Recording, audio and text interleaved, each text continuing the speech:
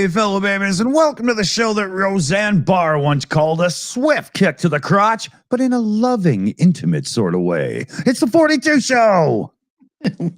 Oh, come and give my crotch a kissy better.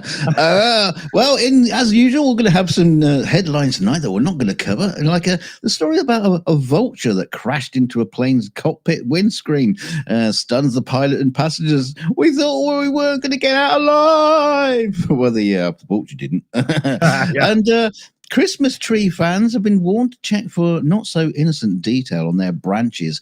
You've got to keep an eye out for what looks like a benign pine cone like object. It can actually be a deceiving mass of 100 to 200 praying mantis legs. Eggs. Hang on, that's 6 times 200. That's a lot of legs. And as usual, scientists are up to no good, twiddling around. A new book by Dr. Martin Griffiths is talking about the kinky secrets of tunophiles, people who are sexually attracted to cartoons like Bugs Bunny, Flintstones, and even Miss Pac-Man. Good job, science. Well done. Thank you very much. Wow. Holy. Okay. So while you're getting off on, I don't know, Chester Cheeto's big rod, contemplate this. TikTok lost. They lost the appeal, and they are set to be banned or sold in the U.S. from early 2025. They had hoped the federal appeals court would agree with its argument that the law was unconstitutional because it represented a staggering impact on the free speech of 170 million U.S. users. But the court upheld the law, which it said was the culmination of extensive bipartisan action by Congress and by successive presidents. TikTok says it'll now take it to the Supreme Court, so we're not done yet. And the thing is, though, is this is set to be done and dusted in the beginning of 2025. So does the Supreme Court delay it? I don't know how that plays out, but the U.S. wants TikTok out because of the whole links with ByteDance in the Chinese state, right? Everybody, I think, knows that at this point. The court agreed that carefully crafted to deal only with control by foreign adversary, and it was part of a broader effort to counter a well-substantiated national security threat posed by the People's Republic of China. TikTok added, that we're going to the Supreme Court, and they said the law is based on inaccurate, flawed, and hypothetical information. Now, Donald Trump has said in his run-up to the bid for the presidency that he just won that he would block this action. Yeah, they just got to try and wait for him to get into power. Just hold off. Just delay it. And well, the funny thing is this is supposed to be enacted one day before Trump takes office. Oh dear. Yeah. So it's going to be interesting to see how this plays out. There's this woman, Tiffany Cianci, a small business advocate and a TikTok creator, a pretty big one as far as I understand. She said she's not shocked by the decision, and she's not shifting her TikTok content or presence to the rivals. And she says because rivals as Instagram and whatnot, it's more likely she'll be more censored there, and she'll have less control over her audience and herself, her content on the platform. Okay, I don't know anything about Instagram and TikTok really, so I don't know anything about that. But I know lots of people are making cash off of both, so I can't see why it would be that big a deal. The problem is, a couple of people have sounded in on this already, is for somebody to just instantly step up and take over to be the next TikTok isn't exactly an easy thing because of a massive complex AI and big data processing that's needed. And it's this whole AI algorithm that's making TikTok very popular. You would have to catch their recipe. That's not going to be easy, right? I mean, as far as I'm concerned, YouTube's screwing up their algorithm because for the most part, I don't find many videos in my recommended feed that I actually want to watch anymore. I find it to be a nightmare, So now it's making them. Yeah. Could be. But yeah, so it'll be interesting to see how this plays out because by January 5th, we should definitely know something. We'll see. Oh, Oh, Yeah. oh dear. Yeah, I'm interested in this one. But okay. This is a Yeah, funny so picture. Yeah, so we're moving over to Queensland, where Lachlan Fitzgerald is merging biology with technology to create cyborg insects that could one day save lives. Apparently, yeah, just throw up on it. Using a backpack-like device attached to the back of beetles and cockroaches, Fitzgerald directs their movement through electrical pulses sent to their antennae. These biohybrid robots offer the adaptability of living creatures with the precision of machine control, making them ideal for navigating complex environments. Very, very slowly, I would imagine. The insects are first anesthetized by submerging them in an ice bath. Once they're sufficiently numb, Fitzgerald attaches a circuit board to their back. The device allows limited intervention, gently redirecting the insect only when it deviates from a desired path. I mean, I've got like miniature little cameras on them as well. Yeah, I mean, yeah. Why? What's the point? They say insects are ideally agile and adaptable, unlike artificial robotic systems that require significant computational resources. Well, yeah, I suppose I would imagine you wanted to try to build a robot that complicated. Yeah. Insects are incredibly complicated creatures.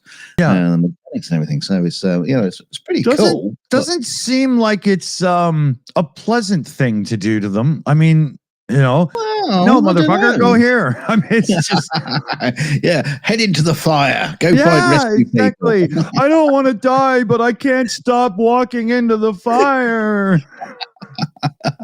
Yeah, but strangely enough, this isn't the there's other kind of research. Caltech are using equipped jellyfish with electronic pacemakers to control their swimming speed. Cornell University, they've created robots using king oyster mushrooms. Well, they wouldn't be much good to send into a fire. Be rescued by a boiled fungi. What the hell? Well, they reckon that if they can sense soil conditions and optimize fertilizer use and things like that. I guess so it'd be like a robotic sensor. Very, very strange. But the rise of biohybrid robots raises ethical questions. Yeah. Some critics worry about the welfare of the living organisms themselves. Nobody cares. Nobody cares about like little fucking cockroaches.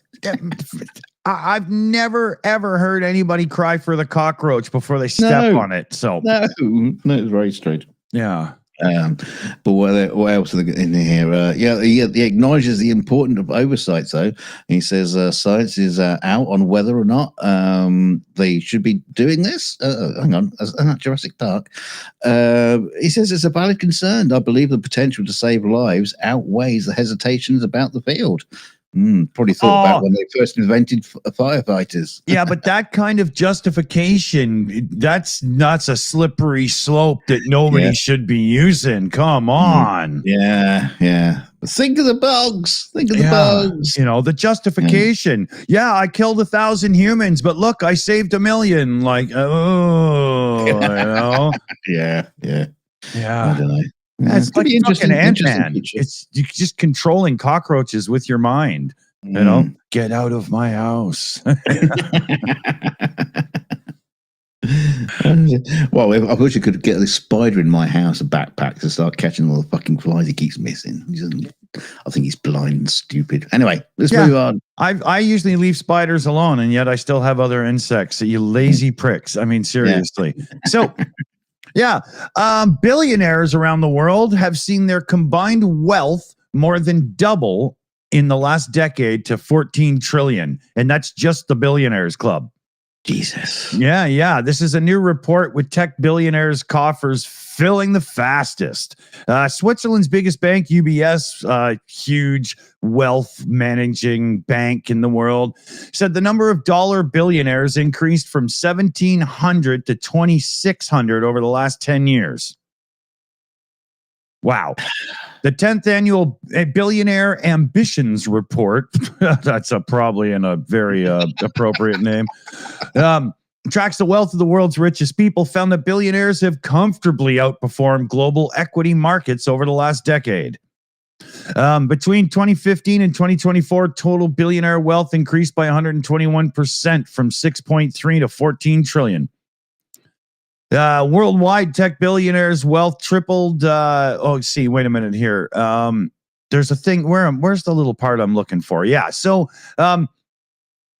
in earlier years, new billionaires commercialized e-commerce, social media, digital payments, and so on. And now we've got the AI boom, 3D printing, robotics, and stuff. And it's really pushing things along.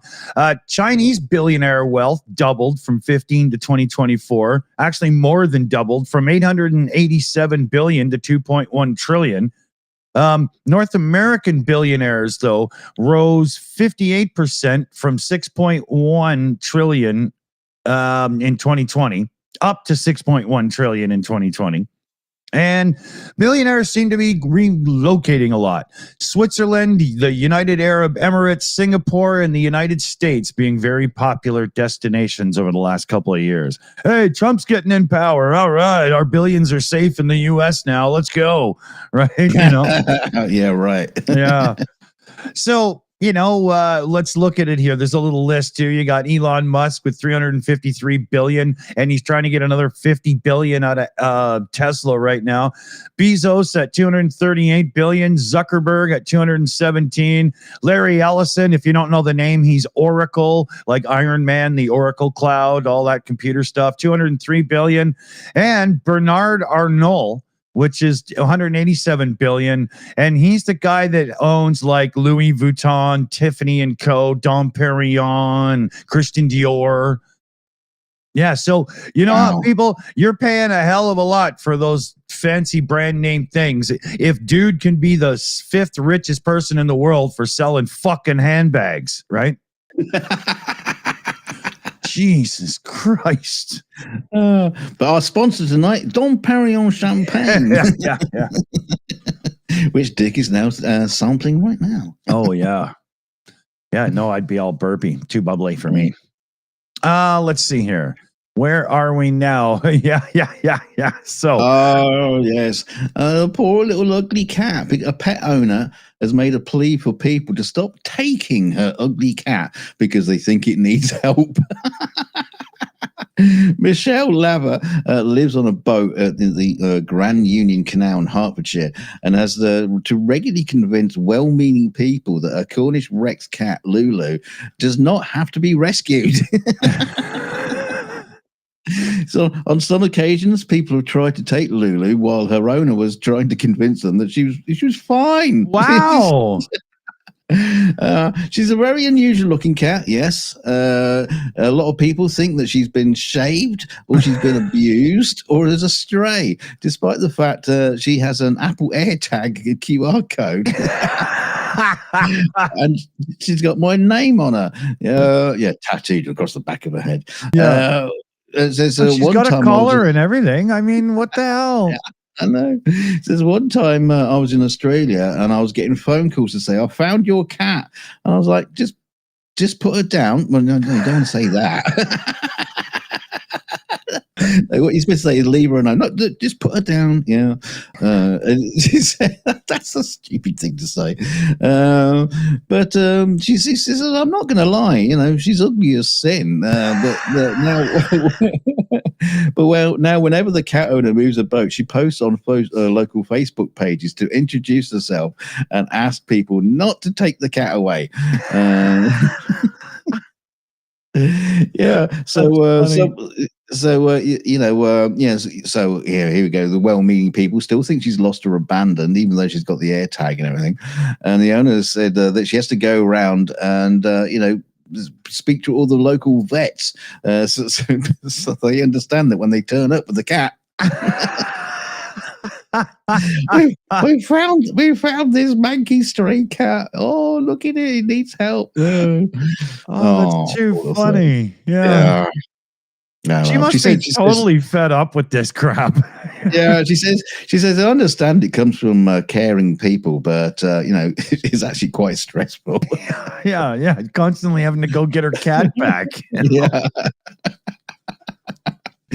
That's crazy. Poor kitty. Yeah. Here, one last rah, rah. Yeah, get the fuck off me. Yeah. I'm surprised this cat hasn't gotten properly mean by now. Like, would you Yeah. people stop taking me places?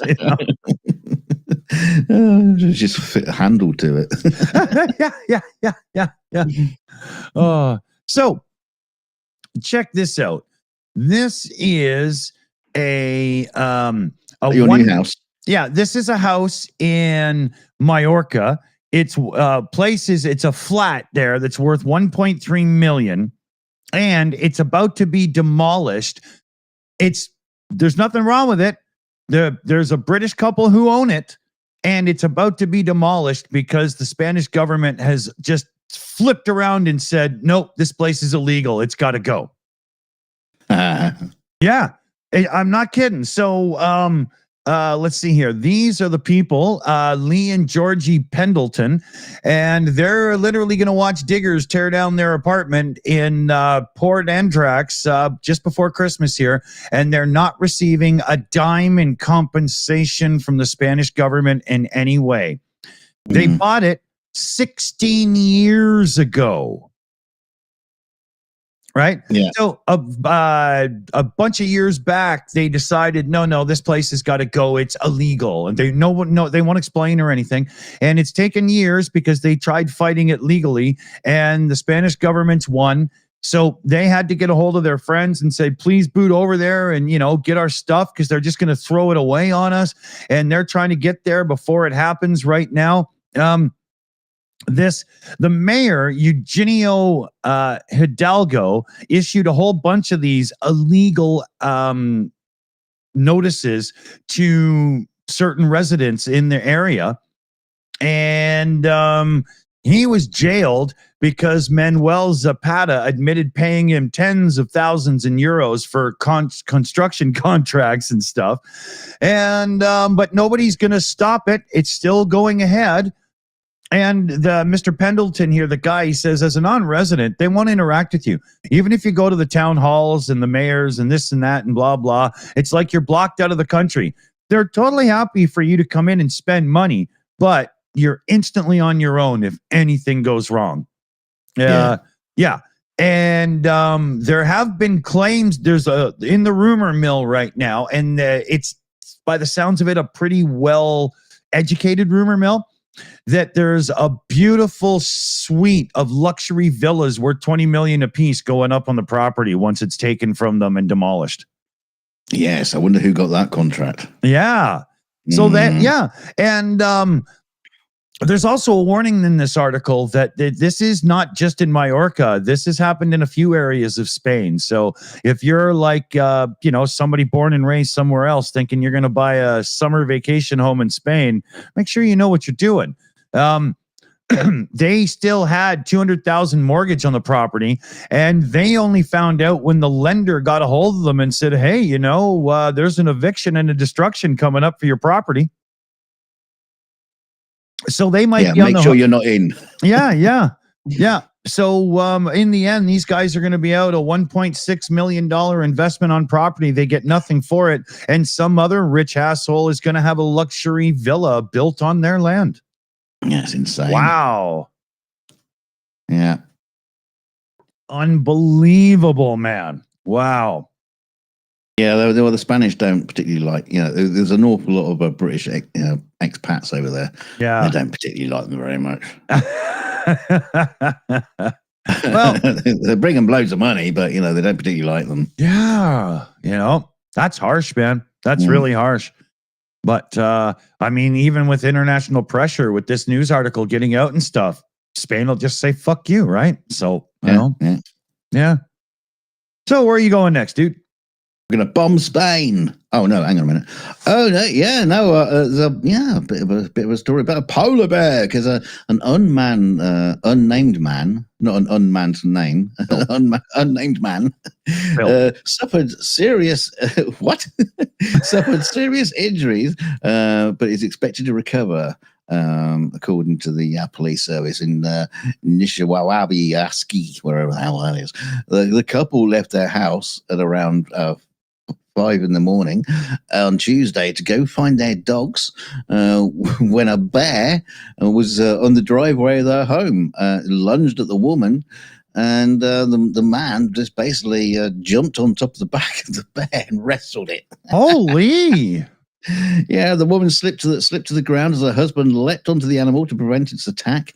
And the bear then attacked the male, causing serious but non-life-threatening injuries to his arms and legs.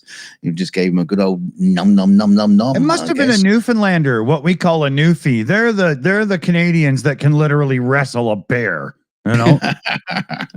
Yeah. It says a neighbor arrived with a gun and shot the bear several times. It just made it angry, probably. And it retreated to the nearby woods, where it died of its injuries. Aw. You bastard. The man was transported to a community nursing station where he was treated for his injuries. Nishnawbe police said they continued to patrol the area to ensure no other bears were roaming the community. Wow. Yeah, just to make sure. Apparently a scientist at Polar Bear International told the Canadian Broadcasting Corporation that polar bears rarely attack humans. When the attack occurs, the bear is often hungry, young, and unwell. Well, he's been shot dead. That's quite unwell, I would imagine. I would classify that as unwell. Dead is unwell. Yeah, and it's not going to get any older, that's for sure. Normally, the bears are far from human settlements, instead performing to spend their time at sea, hunting ice seals. But climate change has led to temperature fluctuations, breaking up the ice, and in some cases, driving bears inland to look for food. Yeah, blame on the climate change. When you said they like to spend their time at sea, I just had this mental picture of all these polar bears working on the deck of a ship. Yeah. Friggin' in the rigging. Yeah. Just relaxing, fishing off a line. Yeah, they say if you're attacked by a polar bear, definitely do not play dead. That is a myth. Fight as long as you can. What do you dead? Yeah, how about that? Wow. Fight as long as you can. The nose or something. That's funny. Fight as long as you can. Hope. Yeah, I know. Oh, I give up. Oh, you can eat me now. I'm too tired. Yeah. Can we pause? Time out. Yeah. Hopefully my neighbor with the gun will come around anyway. Yeah. And shoot your ass. Yeah, not the kid with the pellet gun either. So I hate to bring this guy up again, but here we go. Yay. Yeah, that's Aldi Bezos there. And he is yet another ultra rich guy who has come around to the idea of Donald Trump being in office and is now looking forward to it instead of against it. I cha-ching wonder why. So speaking a couple days back here, Bezos described himself as very optimistic this time around about Trump's economic and tech strategy. He says, I'm very optimistic that President Trump is serious about this regulatory agenda. If I can help him do that, I'm going to help him because we do have too much regulation in this country. Now, if you're unsure, let me just clarify that for you. What they want is less regulation so that they can partner with internet service providers and they each get a cut of things while streaming stuff to you. And they want less regulation as it pertains to, probably ads towards children and all kinds of things that will surely make a few people a lot of cash, but it's at our expense. There's no way his punk ass billionaire bitchin' brain is looking at anything but the bottom dollar here. He doesn't care about, he was probably complaining about too much regulation when Moses came down with the 10 Commandments. Exactly, right? And this whole thing, it's a really big flip from their previous antagonistic relationship during the first term because Trump went at Bezos, criticizing Amazon and the Washington Post, which Bezos owns. And you notice how right near the end of the election, when the Washington Post every time puts out their recommendation for president, Bezos stopped the paper from doing it this year, right? Because he knew he was going to flip towards Trump. He just didn't let it out until like now. He also defended his recent controversial decision to prevent the Post from, picking a candidate. He says it's far from cowardly, arguing that the paper finally had a straight line of independence and didn't pick a side. Yeah, and then you do editorial content that picks a side. Fuck. I was going to say, yeah, by not picking a side is kind of like picking a side. Yeah. Right. And, he's not the only one, right? So, Elon Musk came around and now he's literally, Trump's personal butt wipe. And Zuckerberg has come around. He was hanging out, having supper with Trump. And, Zuckerberg even said that he's really interested in getting in on things as it pertains to tech policy and whatnot himself, And then you got Bezos, Blue Origin. Right? His rocket company and stuff are totally going for federal contracts. So, oh, yes, Trump. Yes, because I really need another $30 billion. It's all horrible bullshit, man. Did I make that clear? But yeah, I mean, it's just a billionaires club getting together to rub each other's nuts and keep each other's rich, man. Yeah. What are you going to do? Oh, yeah. Yeah. Oh, I can see it now. There's going to be an extension stuck on the side of Mar-a-Lago now, isn't there? They're just going to build out for the extra billionaire club. Yeah. Oh, you know what? God. I figured out this whole YMCA, and what they're really singing in their head is "It's fun to be really RICH." That's what's going on here. Well, funny you should mention that, because the lead singer of the Village People has explained why he eventually came around to Donald Trump's continual use of YMCA at campaign rallies, despite initially finding it to be a nuisance. Ka-ching! The disco group's song became the campaign staple for President-elect, as we all know. He played it every event, and busting out his special moves, as we all loved. But on Monday, Victor Willis, 73, addressed the song's massive surge in popularity in the months leading up to and since the election, sharing a note to fans and the media. He says, "I am the singer and writer of the lyrics to the hit YMCA. In fact, I should do it in the right voice. I am the singer and the writer of the lyrics to the hit YMCA."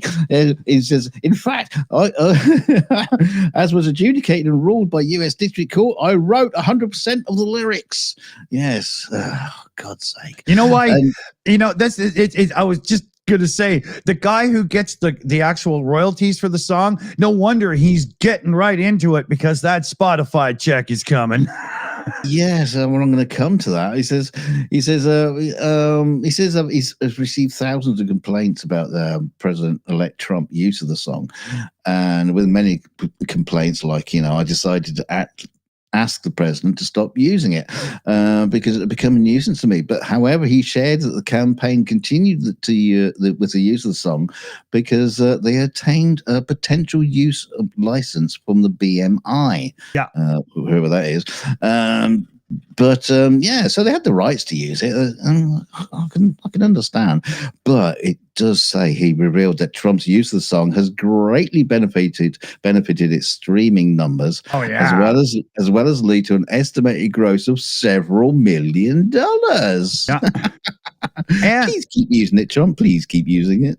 Yeah, and I can only imagine lots of fans of that song would inevitably come from the LGBTQ plus community, and they wouldn't want these hard right MAGA assholes singing their tune. Damn it, Well, let me come to that, because he says, however, Yeah, he says that YMCA is somehow a gay anthem because such a notion is based solely on the song's lyrics, alluding to illicit activity, for which it does not, he says. However, I don't mind that gays think the song is their anthem, he assured. The true anthem is the YMCA's appeal to the people of all strips. What? It doesn't though. It just including President-elect Trump. But the song is not really a gay anthem, other than certain people falsely suggesting that it is, and it must stop because it's damaging the song. I could just imagine President-elect Trump going to the bathroom at the YMCA with somebody hammer hawking him right beside him, giving her this one, right? You know, yeah. Yeah, I'm sure that Trump loves the song because of its gay, anthem. Yeah. That's exactly why he's using it. Oh my God, what the world can. Mike71 in the chat says gay guys would stay at the YMCA. I mean, in Vancouver, the YMCA in the West End was very much, a place for the gay community to kind of make sure everybody knew who they were and whatnot. Oh yeah, Well, that's the thing you were saying. The assumption that it's a gay anthem was because based on the fact that YMCA was apparently being used as some kind of gay hangout, and since one of the writers was gay and some of the village people are gay, not all of them, the song must be a message to gay people. So he said, I say once again, get your minds out of the gutter. yeah. Yeah. Welcome to the Shills. We're always in the gutter. Yeah. I think the average hard right, those hard MAGA right guys that are truly homophobic are because they're actually homosexually leaning inside and they're just scared to let it out. I want to be the Indian. No, I want to be the construction worker. That's funny. Oh, dear. So here, we don't have long, but I do want to get this one in. NASA has announced that it's delaying the Artemis moon landing mission. And as soon as they did, so it was supposed to be a 2026 manned landing on the moon, but now it's going to be like mid to 2027. And as soon as they announced this, skeptics and moon landing deniers and flat earthers exploded on social media and saying, yeah, well, that's because they actually can't do it. So this is just going to always be put back. Some were suggesting that NASA's just a little bit behind in getting the fake ready. A lot of people are saying, well, they never landed on the moon in the first place. And here's some of the quotes, right? All these delays lead to the conclusion that the moon landings by humans were an elaborate prank by both the US and Russia. What about the tracking station in Australia that followed them? Yeah, I don't know. And then another one is NASA's never been to the moon.